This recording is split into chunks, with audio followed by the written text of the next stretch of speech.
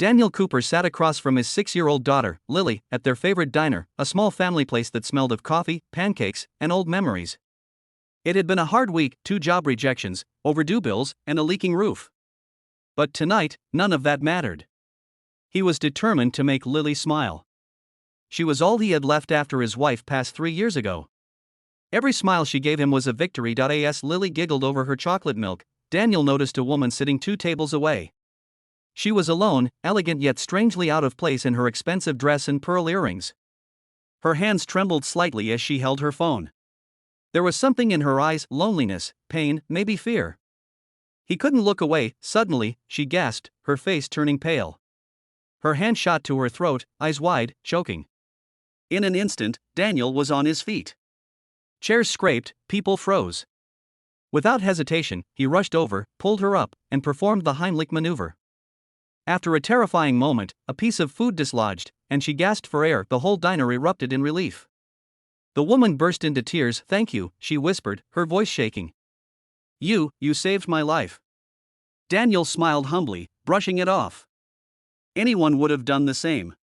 But everyone in that diner knew not everyone would have acted so fast, so selflessly. The woman introduced herself as Grace. They talked for a few minutes after she calmed down. She was kind but distant, like someone carrying too much on her shoulders. She offered to repay him somehow, but Daniel gently declined. "Just take care of yourself," he said, smiling. "That's enough." Before she left, she looked at him one last time. "You don't know how much you've done for me tonight." Daniel didn't think much of it. He returned to his daughter, who clung to his arm. "Daddy, you're a hero," she said proudly. He smiled, though inside, he felt far from one. A hero wouldn't be struggling to pay rent, wouldn't have to choose between groceries and electricity. Still, he was content knowing his daughter was proud of him. Days passed. Life returned to its routine, long shifts at the auto shop, evenings helping Lily with homework, and nights praying quietly that something would change. He didn't know that something was already on its way. It was a rainy Thursday afternoon when Daniel heard a knock at his door. He wiped grease from his hands, frowning. No one ever visited them. When he opened the door, he froze. A man stood there in a tailored black suit, holding an umbrella. Behind him was a sleek black car that didn't belong anywhere near Daniel's rundown apartment building. "Mr. Cooper?" the man asked in a calm, deep voice. "Yes?" "I'm Mr. Reed. I work for Ms. Grace Ellington." Daniel blinked. That name sounded familiar. Then it hit him. Grace, the woman from the diner. "Is she okay?" he asked quickly. "She's perfectly fine," the man said with a slight smile. "But she asked me to personally deliver something to you." Before Daniel could respond, the driver handed him an envelope sealed with gold foil. Inside was a handwritten note. "You saved my life when no one else noticed I was slipping away. You reminded me that kindness still exists in this world.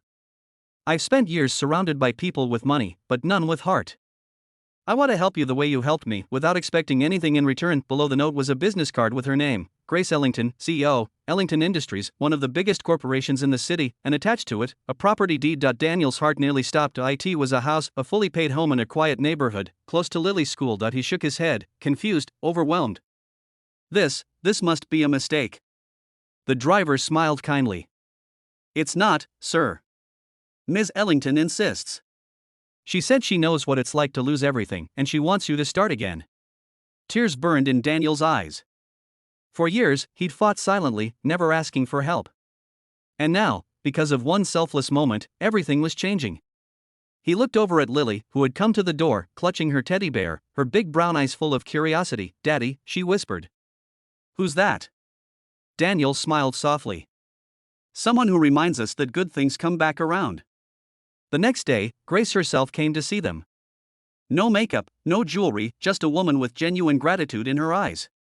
She hugged Daniel tightly. "When you saved me that night," she said, "you didn't just save my life. You saved my faith in people."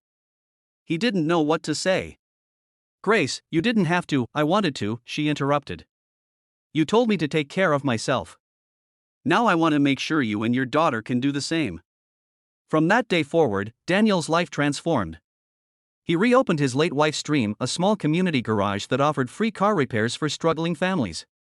Grace became one of his biggest supporters, not just financially but as a friend. They stayed in touch, often sharing dinners together, no longer strangers, but two souls who had found light in each other's kindness. And sometimes, late at night, when Lily was asleep, Daniel would think back to that night in the diner, the moment everything changed. He realized then that kindness was like a ripple. You never know how far it will travel, or whose life it will touch next, because sometimes, saving one life can end up saving your own.